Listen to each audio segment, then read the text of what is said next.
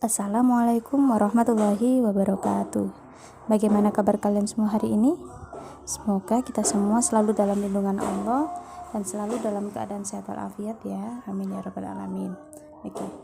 Sebelum melakukan pembelajaran kali ini, yuk kita baca surat Al-Fatihah terlebih dahulu.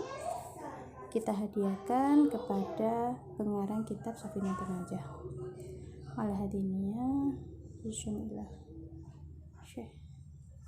Syai'ul Fatihah. Amin. Oke nak, pada pertemuan kali ini kita akan membahas fasal asbabut tayammum. Sebelum kita membahas satu persatu, aku contohkan bagaimana cara membaca fasal asbabut tayammum. Disimak baik-baik ya, dan jangan lupa untuk menggarisi maknanya. Bismillahirrahmanirrahim. Qala al-musannifu rahimahullahu ta'ala wa nafa'ana bihi wa bi ulumihi fid dharain amin. Faslun utawi ikilah fasal. Faslun utawi ikilah fasal. Asbabut tayammumi. Asbabut tayammumi utawi piro-piro sebab tayammum. Iku salah satun telu. Faqdul ma'i. Swiji iku kasepen banyu. Faqdul ma'i. Swiji iku kasepen banyu. Wal maradu lan loro. Wal ihtiyaju lan hajat. Ilaihi marang banyu. Li'adshi hayawanin krono ngelai hayawan. Muhtaramin kang den mulia ake.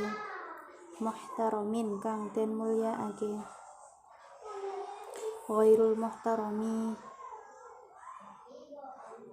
utawi hayawan kang ora den mulia ake. Iku sittatun 6. Tarikus sholati swiji iku wong kang ninggal sholat.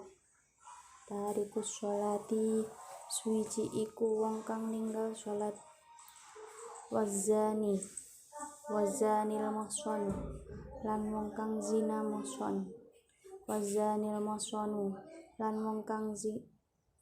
muhson.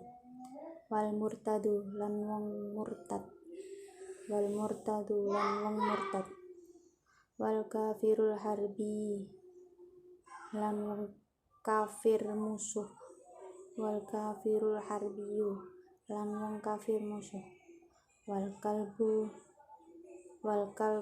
akuru lan asu kang galak. Wal khinziru lan celeng. Wallahu a'lam bishawab. Nah, cara membaca fasal asbabut tayammum seperti itu ya nak. Oke, selanjutnya kita akan membahas makna dari fasal asbabut tayammum. Oke nak,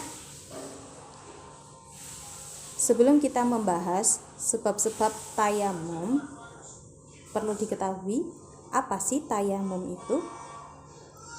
Tayammum ialah pengganti dari wudhu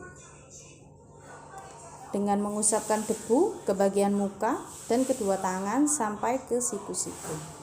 Jadi tayammum itu menggunakan debu yang suci, bukan debu sembarangan ya, debu yang suci. Oke, langsung kita bahas. Faslun asbabut tayammumi salasatun. Fasal menjelaskan tentang beberapa sebab tayammum. Ada 3. Faqdul ma'i, yang pertama yaitu tidak adanya air. Jadi ketika suatu daerah tidak ada air, contohnya sedang paceklik musim kemarau, terus air itu tidak ada, maka diperbolehkan melakukan tayammum. Nah, lanjut wal maradu dan sakit. Yang kedua adalah sakit. Sakit di sini maksudnya ialah sakit yang jika seseorang itu tidak memungkinkan untuk menyentuh air. Contohnya sakit cacar Apakah kalian pernah mengalami sakit cacar? Jika pernah, pasti ketika kalian periksa ke dokter, pesan beliau jangan pegang air terlebih dahulu ya sampai kalian benar-benar sehat. Ketika kalian dalam kondisi seperti itu, kalian diperbolehkan untuk melakukan tayamum sebagai pengganti dari wudu. Selanjutnya yang ketiga, wal ihtiyaju ilaihi li'atshi hayawanin muhtaramin.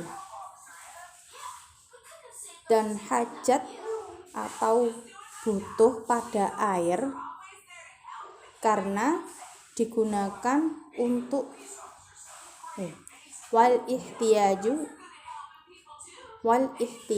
ilaihi li'atshi hayawanin muhtaramin.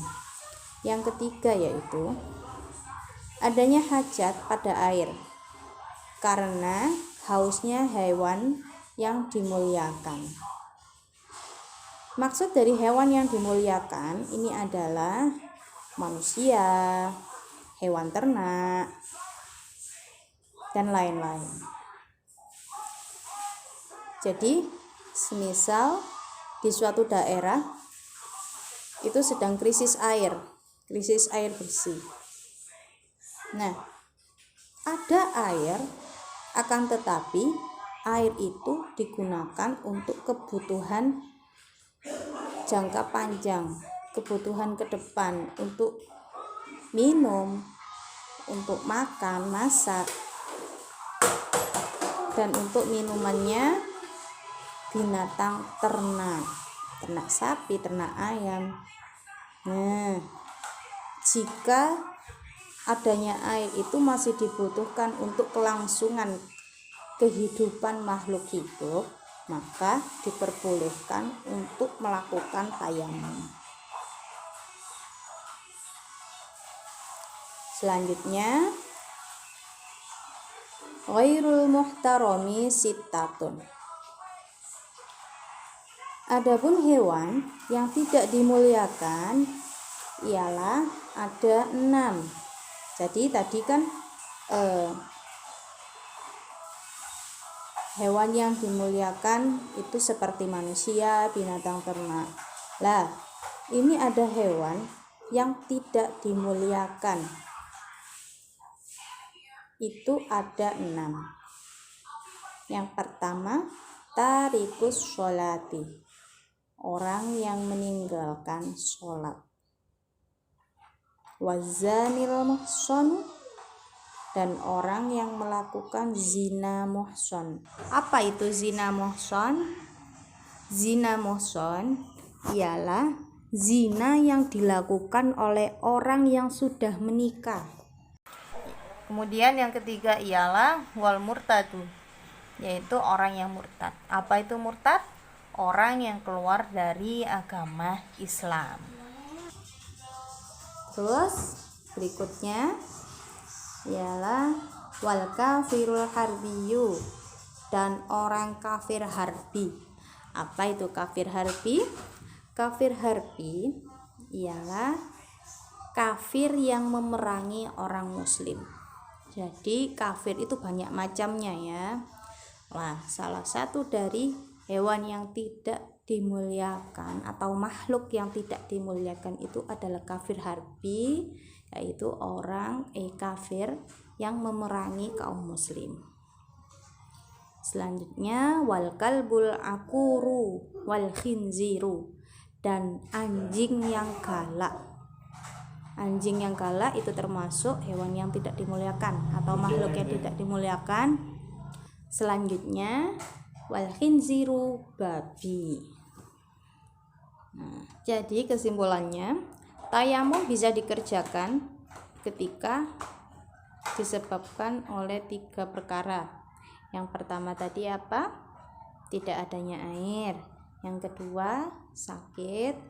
Yang ketiga, butuhnya air sebagai kelangsungan kehidupan makhluk hidup yang dimuliakan. Maksudnya yang dimuliakan ialah selain hewan yang tidak dimuliakan yang jumlahnya tadi ada 6. Yang pertama apa? Orang yang meninggalkan sholat. Yang kedua, orang yang melakukan zina muhsan. Yang ketiga murtad. Yang keempat kafir harbi atau kafir yang memusuhi orang muslim. Yang kelima anjing yang galak. Dan yang terakhir babi. Sekian dari Bu Au, semoga bermanfaat. Wassalamualaikum warahmatullahi wabarakatuh.